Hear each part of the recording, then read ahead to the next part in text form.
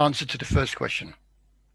In 1553, Richard Chancellor was chief navigator and second in command on a small fleet of 3 ships that set sail under the command of Sir Hugh Willoughby to search for a northeast passage from England, north of Russia, to the Pacific Ocean. The 3 ships were separated in a violent storm.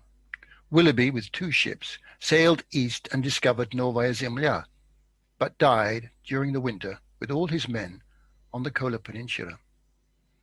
Meanwhile, Chancellor found the entrance to the White Sea and arrived at the mouth of the Dwina River, where the port of Arkhangelsk now stands.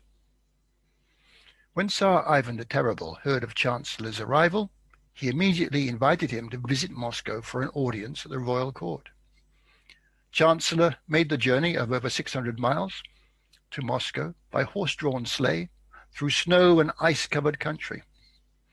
He found Moscow much larger than London, and the palace of the Tsar very luxurious. The Tsar was pleased to open sea trading routes with England and other countries, as Muscovy did not yet have a connection with the Baltic Sea at the time. In 1555, Chancellor again sailed to the White Sea. In July 1556, Chancellor left to go back to England, taking with him the first Russian ambassador to England, Osip Nepeia, who was accompanied by a large retinue and carried a great many gifts, as well as goods such as furs, wax, and oil for sale. Only 2 of Chancellor's 4 ships successfully arrived in London in April 1557.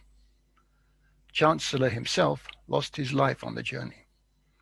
The Russian ambassador survived and reached London.